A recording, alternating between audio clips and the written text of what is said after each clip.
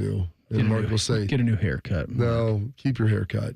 Just listen to me. Yeah, so Tom Telesco is going to stay as the GM. Yeah, and I think that would be okay.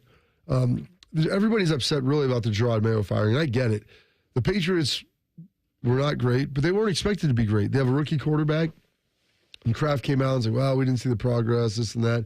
Thought Cincinnati was the apex. Like, Robert Kraft and Jardy Mayo, like, during my time there, it wasn't incredibly long. It wasn't like I was there for 10 years. But the reality is that Robert Kraft and Jardy Mayo were very close on a personal level. Like, I can't imagine him moving on without a lot of thought going into this, because he would sit there, him and Jardy would talk for like 15 minutes every day when he was coming through the locker room. Like, they were not about football, about personal things, life, all this different stuff. So I can't imagine, that. And Pierce, like, you look at the one-and-done guys. Yep. I think since, like, 2015, there's been like 11 coaches that have been one-and-done or something. There's in the last however many years, 10 years. I mean, it stinks. Freddie, a one-and-done guy with a brown shark? Was he I know you're laughing back there, but was he a one-and-done guy? I'm trying to think of the one-and-done guys. Chud was a one-and-done. Freddie was one-and-done. Yeah, he was a one-and-done as a head coach. Yeah. Here you go. So the Browns are contributing couple guys. I don't like the one-and-dones. It's tough because you're like, what could you really have done, especially when you inherit a bad team? It's one thing if you were one-and-done when you took a team that should have been 11-6, and then you go 6-11. I get that. But most of the one-and-dones that we're seeing are teams that shouldn't have been very good, and they just weren't very good. Frank Reich in Carolina last year, he didn't even make it through the season. Oh, yeah, that was like 6 or 7 games. That was when David Tepper was throwing drinks on fans. I love that. during last season.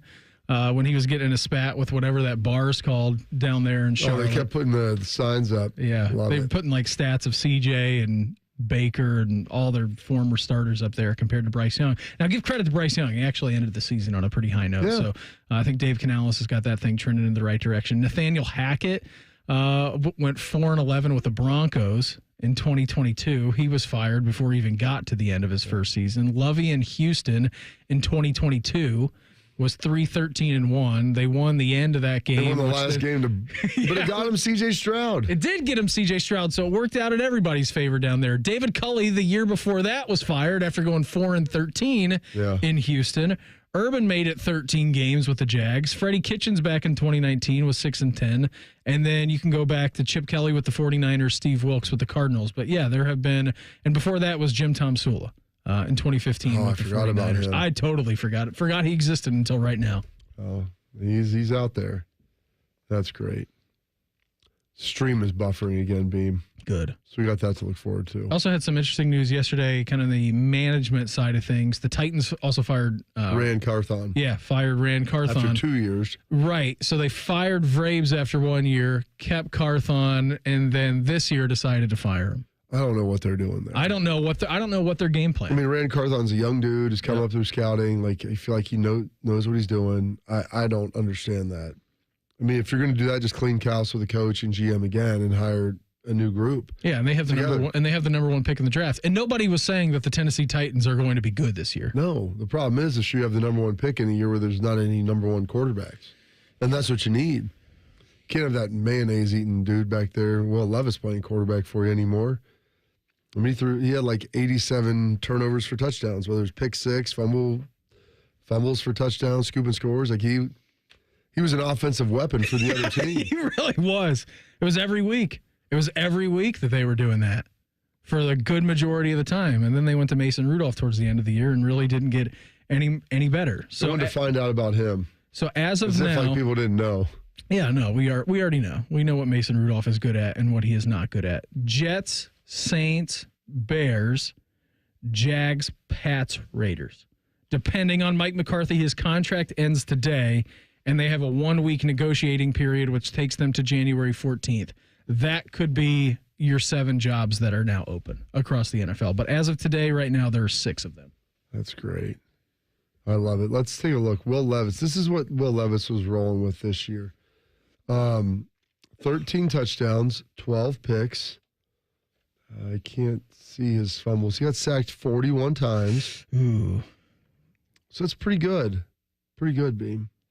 That's all in 12 games. 2-10 as a starter. I feel like you're really making some headway there. Yeah, he was pretty bad this year, Will Levis. Not even pretty. He was just bad. And you know what the crazy part is? Like, Malik Willis played a couple of games this season for the Packers. And I know that the Packers looked far more Packers are a way better roster than what the Titans are. But Malik Willis looked competent when he was in the football game. And Will Levis did not. Will Levis had 2, and I don't know if these are fumbles lost. It's just times he put the ball on the ground. 2, 3, 4, 5, 6, 7, 8, 9, 10. 10 fumbles in 12 games to partner with his 12 interceptions. That's pretty good. Very generous, that man. That's not good at all. That's not good at all. Good news for them. They have the number 1 pick, though. So very much looking forward to see what they're doing. Or if they even keep it. Who knows? Dustin Schutte of SI. He's going to join the program. We'll break down the college football playoff semifinals with him coming up here in 2 minutes. Morning Juice right here on The Fan. Fan traffic. From the Atlas Butler Plumbing Services Traffic Center. Good morning. Right now, no crashes on the map to tell you about, but watching things pick up on 33 on the southeast side and on I-70 coming in from the far east side as well. I'm 10 TV's Amy Stuggerwald with your fan traffic. Texting enrolls you in a recurring automated marketing text messages. Consent not required to purchase. Message and data rates may apply. The team's looking good this season. I think so. Man, I miss playing football. Being young with unlimited energy to burn. Ever since I turned 40, I just can't find that fire I used to have. Think it could be lower testosterone? What do you mean? All guys lose their edge when they turn 40. The body has less testosterone. That's why I take Nugenix Total T. I've heard about Nugenix. That really works? Since I started taking Nugenix, I'm lifting like when we played for Coach Carter. I feel more energized at work. It's even spiced up things between me and the missus. Are they still giving out complimentary bottles for people to try? Yep, send a text. It's that easy. Text STAY to 42424 right now for your complimentary bottle of Nugenix Total T. It's the #1 selling testosterone boosting brand at GNC and Walmart. Do it now and they'll also send you a bottle of Nugenix Thermo X, their newest, most powerful fat burner ever, absolutely free. Text STAY to 42424. That's STAY to 42424. These statements have not been evaluated by the FDA. This product is not intended to diagnose, treat, cure, or prevent any disease. Get your furnace fixed fast. Call Care Heating and Cooling, 1-800-COOLING. Come into your local AAA Car Care Plus and save $80 on select sets of 4 Nokian tires. Only at AAA Car Care Plus locations. And on the plus side, AAA members save more. Offer ends January 18th. See store for details. Morning Juice is sponsored by Awaken 180 Weight Loss. Fast, sustainable weight loss without medication. Awaken 180 Weight Loss. One of these guys thinks Clintonville was named after Bill Clinton. You're listening to Morning Juice. Coming up here 1 hour away from right now, the Murph Dog, Patrick Murphy of Bucknuts. He's in Dallas. He's going to join us. We'll start previewing the Cotton Bowl between Ohio State and Texas with him. As for now, though, we head out to the Bryant Heating and Cooling Systems Fan Guest Hotline. Check with our friend of SI. He is Dustin Schutte. Dustin, thanks so much for the time. Always appreciate it. Couple of big college football games coming up here. I'm sure I'm not breaking news to anybody. Thursday gets us started with Notre Dame, then Penn State. And then Friday, we, of course, have Ohio State and Texas, which our eyes will be on here, certainly in Columbus. What are you most taking away out of the 4-pack of games we saw last week heading into the semifinals coming up here tomorrow and Friday? Yeah, I think the way we've seen Ohio State play on both sides of the football, I think that's what Ohio State fans, and you guys probably know this, have wanted to see throughout the course of the season. They look like the best team in football. They look like they have the best roster in football. But I've been also thoroughly impressed with the way that Notre Dame has played defense in these last 2 games, wins over Indiana and Georgia. I think Penn State is figuring out its identity. It seems like James Franklin's kind of relinquishing the reins a little bit and allowing Andy Kotelnicki, his offensive coordinator, to be creative and be a little bit more aggressive, and I think that's paid off for them. And then, to me, Texas is kind of the wild card. You hear a lot of SEC people that talked about Indiana not having a really good win coming into the college football playoff, and I think you could have made the same argument for Texas. Obviously, they get to the Final Four. They're a very good football team. But I still have some questions about this Texas team. So I think this is a very favorable matchup for Ohio State heading into the Cotton Bowl this week. What would you have felt like that a month ago? I don't think so, because I think what had happened was a lot of those SEC teams had been inflated with their rankings and the 8 people early in the college football playoffs. But as this thing kind of played out, we learned that the SEC just wasn't as dominant as it typically has been. And so, the win over Texas A&M didn't look as good. And so some of their other wins against Vanderbilt didn't look as good. And they had 2 losses to the best team they played in the regular season, to Georgia. So I think that this Texas team is a good defensive team, but we've seen the last couple of games, they've been exposed a little bit in those games against Clemson and Arizona State. Like, this is a team that kind of prided itself on its pass defense, and they've given up basically 300 yards in each of its last 2 games. So I think that there are a lot of holes in this Texas team. I agree, Bobby. I probably wouldn't have said that about a month ago, but the way things have played out, I'm just not as confident that Texas is one of the better teams in college football that can compete with Ohio State. Obviously, they deserve the spot in the 12-team field, but a lot of questions for them. The problem with Texas is that, Dustin, when they can't run the ball, like Quinn Ewers is forced to throw the ball, and not to say that he's not good, because he is, but Ohio State's pass defense is playing really well at the moment, and so is their rush defense, obviously evidenced by the fact that Oregon only ran the ball for negative 23 yards against them, a lot of that being aided by the sack numbers and TFL numbers for Ohio State. But yeah, still, I mean, I feel like this game, Texas may want to kind of establish the run, and if Ohio State doesn't let them establish the run early on, I feel like it might be a long night for the Longhorns on Friday evening. Yeah, I think so. I think that's a very fair point, Beam. And the interesting thing, too, has been I think that I don't want to say they've been hindered by their coaching, but there have been some interesting decisions. I mean, when they built big leads in both of those games. They had a big lead against Clemson, and then when it got to a touchdown game, Sark called a deep pass play. Quinn Ewers was able to connect on it, and they were able to essentially put that game away. They did try to do the same thing when it got close against Arizona State, but it resulted in an interception. So at times they seem to be maybe a little bit too aggressive. Now it worked out in the Clemson game; they had to get an explosive play, but again, that was a home game for them. So that makes a little bit of a difference. I don't know. In that Arizona State game, I felt like if they could have just ran the football, they would have probably, I don't want to say coasted to a win, but they probably avoid overtime. So also some questionable decision making. But yeah, if they can't establish the run, and this Ohio State defense is playing on a completely different level. I mean, the way you see Cody Simon, Jack Sawyer, and JT Tuimoloau playing right now, it's going to be hard for Texas to run the football. And I think Quinn Ewers is probably going to be under a lot of pressure throughout the course of that game. Yeah, it's going to be interesting. The pressure has improved dramatically for Ohio State. Offensive line has improved dramatically over the last 3-4 weeks. So if you can control the line of scrimmage, I think it's obviously a testament to what you can do. Do you find it ironic that kind of all the 4 teams in here, that they, as much as we value, the high scoring, the explosive offense, Ohio State definitely has had that, but all of them kind of lean on their rushing attacks, and that's the key to their success. And then I believe the 4 of them have 4 of the top 5 or 6 defenses in the country.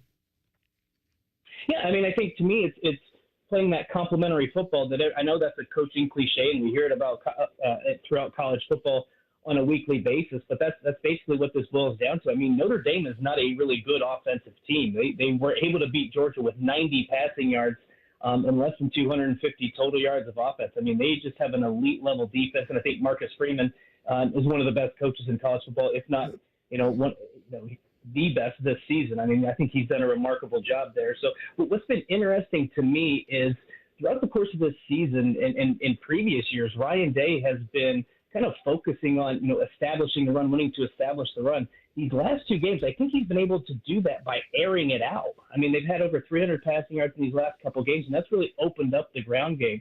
And so I like that aggressiveness. So they've been able to run the football better, but I think it's also because they've been able to throw it better, and he's not been afraid to be aggressive in these situations. Just get the ball to Jeremiah Smith and get the ball to Emeka Egbuka and let those guys make plays. And then you've seen that's their 4 rushing touchdowns. That's the most against the Power 4 opponent they've had this season. They're 5.84 yards per carry against Oregon. That was the most they've had against the Power 4 opponent this season. So I think there is something to be said for that. And I think Ryan Day's aggressiveness, throwing the football a little bit more against better opponents, I think that's really what's helped Ohio State on the ground. He is Dustin Schutte of SI with us here on the Bryant Heating and Cooling Systems Fan Guest Hotline.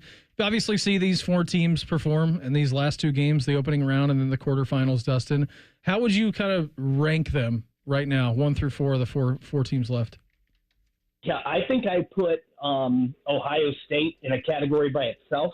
I would clump then Notre Dame and Penn State in that 2 and 3, and then Texas to me is 4. Like this, I think that Ohio State has a really good matchup against Texas, and that's why I think that this Notre Dame Penn State game is probably the more intriguing of the two. I think these two teams are mere images of each other. I think Penn State's got the better offensive team, and obviously their defense has played really well. But like Notre Dame has just found ways to win on the defensive side of the football. So I think that's going to be a really, really fun matchup. I'm really interested to see what happens in that game in the Orange Bowl this week.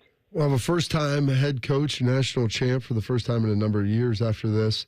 When we start talking about that and you talking about Penn State being better on offense, how much do you trust James Franklin? I think I trust him a little bit more now after what we've seen these last 3 games, because I think, and it goes back to the Big Ten championship game against Oregon. I mean, typically when he's played teams like Michigan and Ohio State, the knock on him is he hasn't been aggressive enough. He hasn't been willing. He's just kind of playing not to lose. But it looked like in that Big Ten championship game against Oregon, he was going to go out swinging.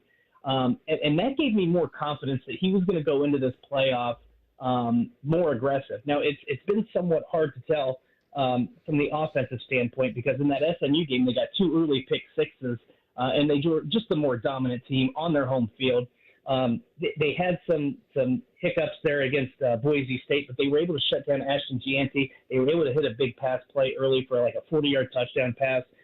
So I think that they're getting more aggressive, and the key for them, too, is Kaytron Allen, Nick Singleton. Those are their 2 top running backs. They're averaging 7.1 yards per carry in these 2 playoff games. So I think that they have all the pieces, and I don't think James Franklin is – I think a lot of times he gets the knock for playing scared. I don't think he's playing scared. So even while they may not win this game, I think that you're going to see an aggressive Penn State offense, and I don't think he's going to play scared in this one. Now, his clock management might be a different story. That's been a big knock on him throughout his career, so that could be a huge factor in this one. But I have more trust in him this year. He's been talking to Mario Cristobal. They've got a great plan for the game.